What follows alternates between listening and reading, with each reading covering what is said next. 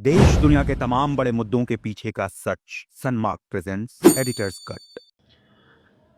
पांव फैलाए हैं आबादी ने इस कदर, पांव फैलाए हैं आबादी ने इस कदर, आंगन भूल जाइए सिमट कर रह गया है घर। नमस्कार दोस्तों, आज हम जिस मुद्दे पर बात करने वाले हैं वो आपकी रोटी से लेके, आपकी थाली से लेके, आपके घर, आपकी नौकरी, आपके समय, आपके परिवार, सब चीजों से डायरेक्ट जुड़ा हुआ है। हम बात करने वाले हैं आबादी पर। भारत दुनिया का सबसे ज्यादा आबादी वाला देश है, सबको पता है। लेकिन बहुत सारी चीजें ऐसी हैं जिस पे हम ना बात करते हैं, ना सोचते हैं उस बारे में। सरकारों का तो भूल ही जाइए। बढ़ती हुई जो आबादी है, ये 145 करोड़ जो हम लोग हो गए हैं, ये हमारे लिए ताकत है या आफत है? दो पहलू हैं, पहलू तीन हैं, हम दो पे बात करने वाले हैं, तीसरा पहलू हम बाद के लिए छोड़ देंगे। सबसे पहले, आप एक ऐसा टैक्स चुकाते हैं जिसके बारे में आपने कभी सोचा ही नहीं। आपको फर्क नहीं पड़ता कि आप कमाने वाले हैं, आप बिना कमाने वाले हैं, आप पढ़े लिखे हैं, अनपढ़ हैं, पढ़ने जाने वाले हैं, यूथ हैं, नौकरी पेशा हैं, नौकरी खोज रहे हैं, बुजुर्ग हैं, जवान हैं, बच्चे हैं, हर कोई ये टैक्स चुका रहा है। ये टैक्स पैसे के रूप में नहीं है, ये है टाइम टैक्स। वो समय जो आप ना चाहते हुए भी आपको किसी को देना पड़ रहा है। किसको? सिस्टम को। आप घर से ऑफिस के लिए निकलते हैं, स्कूल के लिए निकलते हैं, कॉलेज के लिए निकलते हैं, हॉस्पिटल के लिए निकलते हैं, ये सोचकर कि 10 किलोमीटर है, हम 15 मिनट में पहुंच जाएंगे। उसके बाद जो जाम में फंसते हैं, उसके बाद जो रेड लाइट या ट्रैफिक सिग्नल पे जो फंसते हैं, उन सब के कारण जो टाइम वेस्ट होता है वो है टाइम टैक्स। एक इंटरनेशनल लेवल के ऑर्गेनाइजेशन में कोलकाता में एक सर्वे किया। उसने रिपोर्ट बनाई कि 10 किलोमीटर जाने में औसतन 38 से 43 मिनट लग जाते हैं एक्स्ट्रा। यानी जितना समय 10 किलोमीटर में लगना चाहिए, उससे 38 से 43 मिनट एक्स्ट्रा लग रहे हैं सिर्फ 10 किलोमीटर जाने में, रश आवर के दौरान। ये कोलकाता की स्थिति है। दिल्ली की बात करेंगे और गंभीर है। मुंबई की बात करेंगे, लगभग सिचुएशन ऐसी ही। हर बड़े शहर, हर मेट्रो शहर की यही स्थिति है। यानी साल में औसतन करीब करीब 110 घंटे का समय ट्रैफिक में एक्स्ट्रा गुजारना पड़ता है हर आदमी को। ये टाइम टैक्स है। आपको पता भी नहीं लगता कि आपकी जिंदगी के एक साल में 110 घंटे किसी और की खामी के कारण, सिस्टम के कारण, सिस्टम की सही प्लानिंग न होने के कारण व्यर्थ हो गए।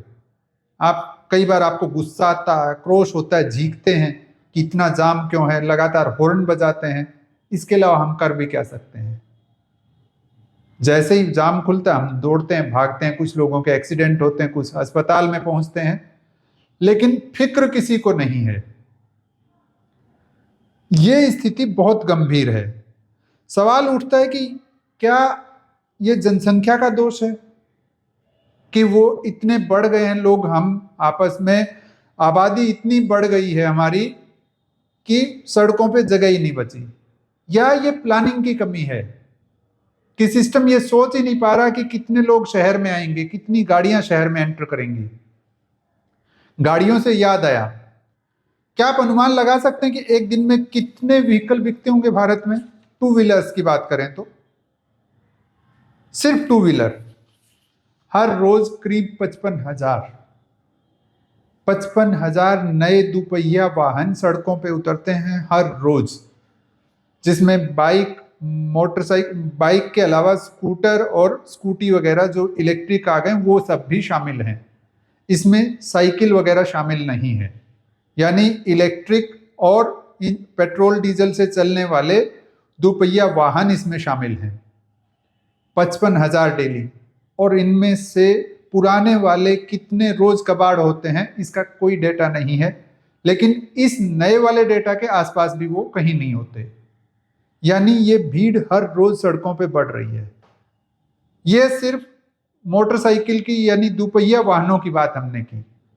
कारें कितनी बिकती होंगी हर रोज, अनुमान लगा सकते हैं? 2, 4, 6, 8, 1,000, 2,000, लगभग 12,000 कारें हर रोज बेची जा रही हैं भारत में। अब एक चीज सोचिए, सड़कें तो उतनी की उतनी हैं, हर रोज 12,000 गाड़ियां सड़कों पे बढ़ रही हैं, हर रोज 50-55 हजार मोटरसाइकिल सड़कों पे बढ़ रहे हैं। जाम नहीं बढ़ेगा? बढ़ना ही है।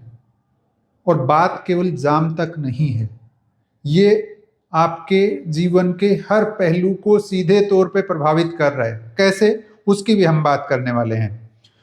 एक तरफ हमें लगता है कि जनसंख्या बढ़ेगी तो अवसर बढ़ेंगे, ज़्यादा लोग होंगे, ज़्यादा उत्पादन होगा, ज़्यादा काम होगा, ज़्यादा सर्विसेज मिलेंगी।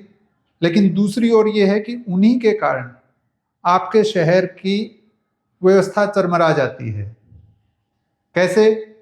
ज़्यादा लोग आएंगे, उनके लिए ज़्यादा पानी चाहिए, ज़्यादा सफाई की व्यवस्था, ज़्यादा कचरा पैदा होगा, ज़्यादा ट्रैफिक चाहिए, ज़्यादा टैक्सी चाहिए, ज़्यादा हॉस्पिटल चाहिए, ज़्यादा स्कूल, कॉलेज, यूनिवर्सिटी सब ज़्यादा चाहिए। लेकिन क्या उतना ज़्यादा बन पा रहा है? कुछ भी कोई सरकार इस बारे में सोच भी रही है? शायद नहीं। इसीलिए आप और मैं झींकते हैं जब किसी जाम में फंसते हैं। तो हम बात कर रहे हैं आबादी की। दुनिया के सबसे यंग देश हम हैं।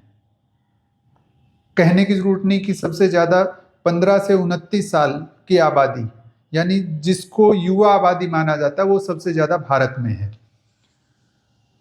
लेकिन सिर्फ युवा आबादी ऐसा नहीं है कि वो वरदान बन जाए, ऐसा नहीं है कि वो राहत बन जाए, ऐसा नहीं है कि वो अवसर बन जाए।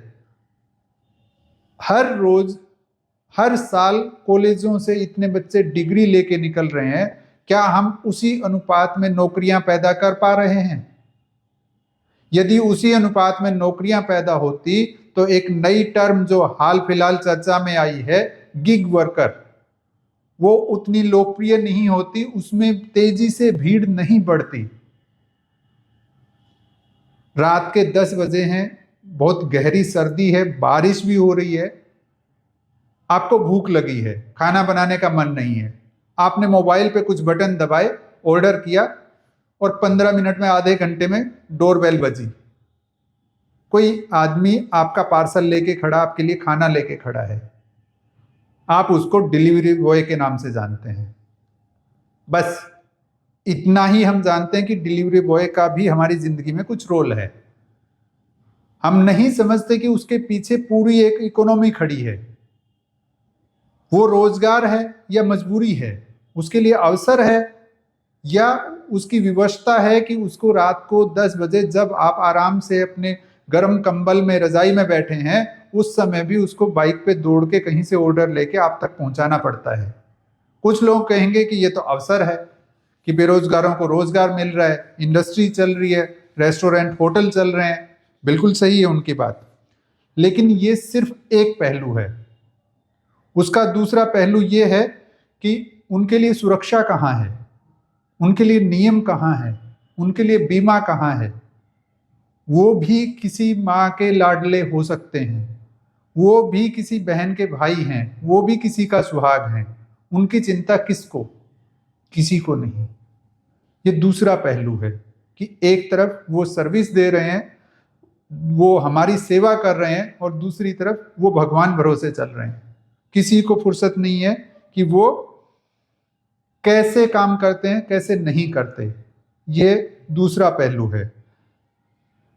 वो सिर्फ गिग वर्कर नहीं है, वो सिर्फ डिलीवरी बॉय नहीं है, वो हर शहर का चलता फिरता डेटा है। शहर का इसलिए कि डिलीवरी बॉय का सिस्टम अभी सिर्फ शहरों तक सीमित है, गांव देहात तक नहीं है। वो चलता फिरता डेटा इस तरह है कि हम क्या खा रहे हैं, कब खा रहे हैं, कितने होटल हमारे भरोसे चल रहे हैं, वो सारा का सारा डेटा उनके एक ऐप पे चलता है। पुराने जमाने में नौकरी का मतलब होता था दफ्तर कारखाना, अब है ऐप पे ऑर्डर किया डिलीवरी हो गया। वो पैरेलल इकोनॉमी एक खड़ी हो रही है, गिग वर्कर, बड़ा फैंसी शब्द है कि गिग वर्कर, लेकिन एक चीज और भी सोचने की है कि उसमें बहुत सारे युवक ऐसे हैं, नौजवान ऐसे हैं जो अच्छी खासी डिग्री लेके मजबूरी में बाइक पे दौड़ रहे हैं दिन रात किसी के ऑर्डर डिलीवर करने के लिए। उनकी किसी को चिंता नहीं है, सिस्टम को कोई लेना देना नहीं है कि वो लोग एग्जिस्ट भी करते हैं या नहीं। कंपनियों को सिर्फ इतना मतलब है कि वो लोग टाइम पे डिलीवर करें, उनकी रेटिंग बढ़े, उनका प्रॉफिट बढ़े। ये सोचने वाली बात है और सबके लिए गंभीर चिंता का विषय, चिंतन का विषय भी होना चाहिए।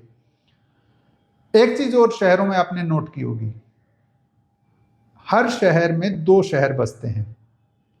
2 शहर होते हैं, 2 आबादियां होती हैं, एक दिन की आबादी, एक रात की आबादी। रात को आपको पूरा शहर सन्नाटा पसरा मिलेगा, बहुत कम लोग सड़कों पे दिखेंगे। लेकिन सुबह होते ही, जैसे ही दफ्तर खुलते हैं, जैसे ही अस्पताल भरते हैं, कॉलेजों की सीढ़ियों पे खटखटाहट शुरू होती है, स्कूलों में भागदौड़ शुरू होती है, उसी समय शहर की सड़कें भर जाती हैं। ट्रेनें बिल्कुल लदी हुई आती हैं, बसें पूरी तरह ठुकी हुई आती हैं, और वो एक अलग आबादी होती है जो इस शहर में दिन के समय, किसी भी शहर में दिन के समय पूरा टाइम वो रहती है। कोई नौकरी के लिए, कोई पढ़ाई के लिए, कोई रोजगार के लिए, कोई अपने छोटे मोटे कारोबार के लिए। इतने सारे लोग आ रहे हैं, उनका क्या वो शहर के लिए मौका है, अवसर है, राहत है या आफत है? क्या शहर की अथॉरिटीज, क्या कोई सरकार इस लिहाज से प्लानिंग करती है कि दिन के समय शहर में इतने लोग रहेंगे, उनके लिए इतनी चौड़ी सड़कें होनी चाहिए? कभी नहीं। दशकों पहले जो सड़कें थी, शहरों की सड़कें आज भी उतनी ही चौड़ी हैं, इतनी गाड़ियां उतरने के बाद, इतनी भीड़ बढ़ने के बाद। तो ट्रैफिक जाम में कौन फंसेगा? हम ही फंसेंगे। उनके लिए कभी नहीं सोचा जाता कि इतने सारे लोग एक्स्ट्रा आएंगे, तो उनके लिए पानी भी चाहिए, उनके लिए खाने की व्यवस्था भी चाहिए। खाने चलिए वो घर से भी लेके आते हैं, उनको वॉशरूम भी यूज करने होंगे, वो एक्स्ट्रा जो जितनी भीड़ आएगी उतना कचरा भी एक्स्ट्रा पैदा होगा। कोई नहीं सोचता है। वो जो दबाव सड़कों से लेके अस्पतालों तक और घर से, किराए के घरों से लेके हॉस्पिटल तक बढ़ता है, उसके बारे में कोई बात नहीं करता है, क्योंकि सोचा ही नहीं जाता।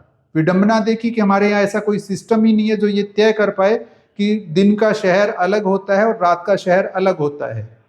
रात को सड़कें क्यों खाली दिखती हैं?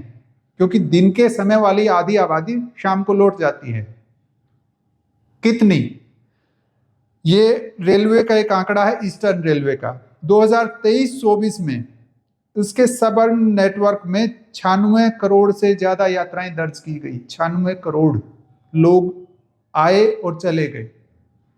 थोड़ा नहीं है, बहुत बड़ा आंकड़ा है। क्या उसके हिसाब से कोई प्लानिंग होती है? रेलवे को लगता है प्रेशर बढ़ा, उसने 2 ट्रेनें एक्स्ट्रा चला दी। शहर की प्लानिंग कहाँ है? शहर ने तो कुछ सोचा ही नहीं। क्या उसके हिसाब से बसें एक्स्ट्रा चली? नहीं। टैक्सी एक्स्ट्रा चली? चली तो वो प्राइवेट, सरकार ने कुछ नहीं किया। यदि सार्वजनिक परिवहन चलाया जाता, यदि सरकारी बसें चलाई जाती, तो आधा ट्रैफिक सड़कों से हट सकता है। लेकिन पड़ी किसे है? टैक्सियों से टैक्स आ रहा है तो वही चलता रहे। एक और चीज इसी तरह का कि वो लोग शहरों में हैं लेकिन वो दस्तावेजों में नहीं है। उनका वोटर कार्ड गांव का है, उनका राशन कार्ड गांव का है, उनको सब्सिडी गांव वाले में मिलेगी कि शहर वाले में पता ही नहीं। वो काम करते हैं शहरों में और वापस लौट जाते हैं गांव में। यानी उनके ठिकाने 2 हैं लेकिन घर एक ही है। वो काम करने के लिए उनको दौड़ना पड़ता है शहर में। क्या शौक है? क्या शहर उनको बुलाता है? जी नहीं, ये मजबूरी है, सीधे सीधे मजबूरी है। यदि उसको गांव में उसी तरह का रोजगार मिल जाए तो वो क्यों दौड़ के आएगा? क्यों अपना टाइम वेस्ट करेगा? क्यों अपनी एनर्जी और अपना पैसा वेस्ट करेगा? तो ये किस चीज की कमी है? ये समस्या किसके कारण है? जनसंख्या के कारण नहीं है। यह समस्या असल में सिस्टम की नाकामी के कारण है, प्लानिंग की कमी के कारण है। वो लोग जो शहर आते हैं वो इसलिए नहीं आते कि शहर ने उन्हें बुलाया है, वो मजबूरी में आते हैं। वो रिश्तों और जिम्मेदारियों को छोड़ के आधा अधूरा तब दौड़ते हैं मजबूरी में। घर पे उनके भी कोई इंतजार करता है।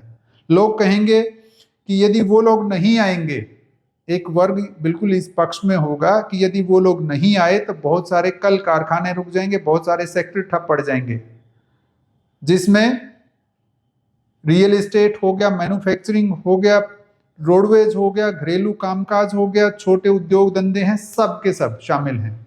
बात सही है, लेकिन सवाल ये भी तो है कि ये सारी की सारी चीजें चल के उस आबादी के पास क्यों नहीं पहुंच पा रही?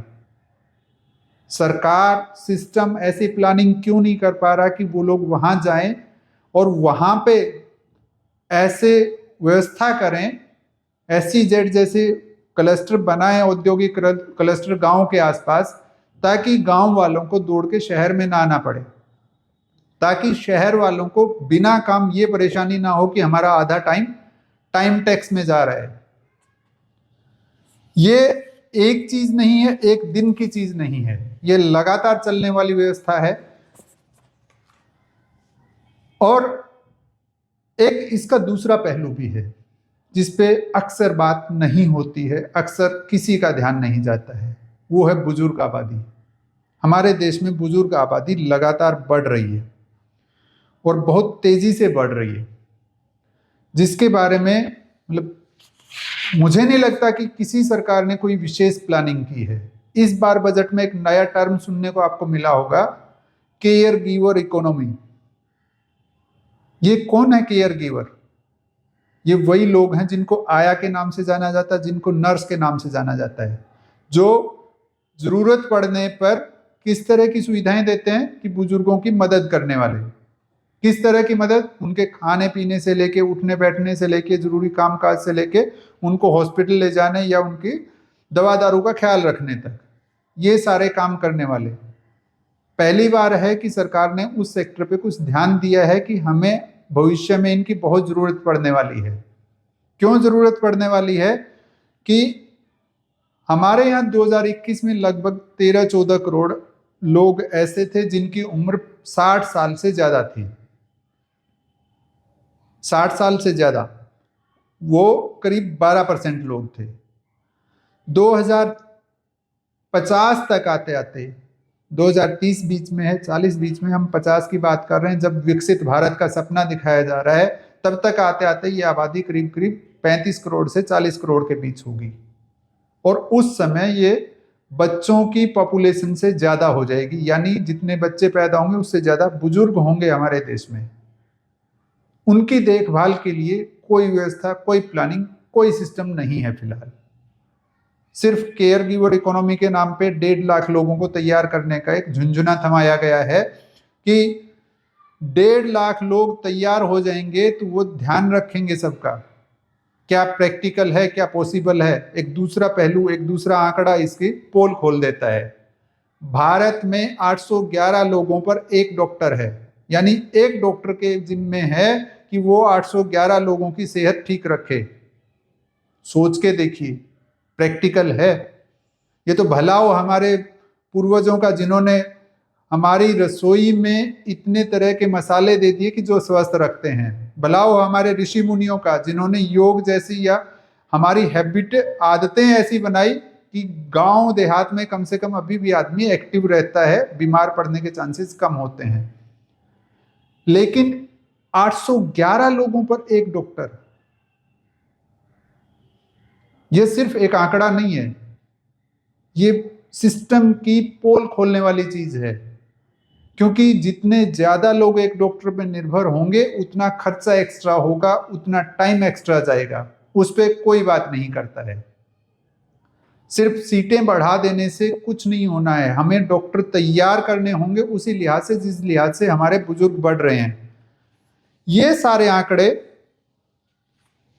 एक चीज की ओर क्लियर इशारा कर रहे हैं कि जनसंख्या जिस हिसाब से बढ़ रही है, ना हमारी प्लानिंग उस हिसाब से बढ़ रही है, ना सिस्टम उस हिसाब से जाग रहा है।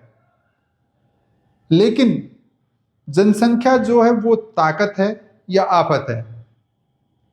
प्रधानमंत्री जी कहते हैं कि हम सबसे युवा देश हैं और 2047 तक हम विकसित भारत बन जाएंगे। बड़ी अच्छी बात है, जोश भरना चाहिए। लेकिन उन युवाओं की बेरोजगारी दर का क्या? 12% से ज्यादा है हमारे यहाँ बेरोजगारी दर। ये सरकारी आंकड़े हैं, यानी हर 100 में से 12 लोग बेरोजगार घूम रहे हैं। डिग्री लेने के बाद भी नौकरियां नहीं मिल रही। हम आरक्षण पे नहीं जा रहे, आरक्षण रूपी दीमक की हम बात ही नहीं कर रहे हैं। जो प्रतिभाओं को कैसे खोखला कर रहा है, देश को कैसे खोखला कर रहा है, उस पर बात नहीं कर रहे हैं। हम सिंपल बेरोजगारी की बात कर रहे हैं कि किसी भी वर्ग के युवा जो हैं वो 12% सीधे सीधे बेरोजगार घूम रहे हैं, उनके पास काम नहीं करने को। असली ताकत संसाधनों में नहीं होती है, इंसानों के हौसलों में होती है। हाथ बहुत हैं हमारे पास, 145 करोड़ लोग। यदि उनको हुनर मिल जाए, हुनर मिल गया, तो हम दुनिया की सबसे बड़ी ताकत बन सकते हैं, कोई नहीं रोक सकता। अब आप सोचिए, क्या हम उस दिशा में सही बढ़ रहे हैं आगे? क्या जनसंख्या ताकत है या आफत है? विचार कीजिएगा गंभीरता से, क्योंकि ये सिर्फ आपका और मेरा सवाल नहीं है, ये पूरे सिस्टम का सवाल है। जाते जाते बस इतना ही कहूंगा, आसान है भीड़ की लहरों में बह जाना, आसान है भीड़ की लहरों में बह जाना, कमाल तो तब है जब तुम उस सैलाब का रुख मोड़ दो। लास्ट में एक सवाल, जनसंख्या ताकत है या आफत? आपका क्या सोचना है? नमस्कार दोस्तों।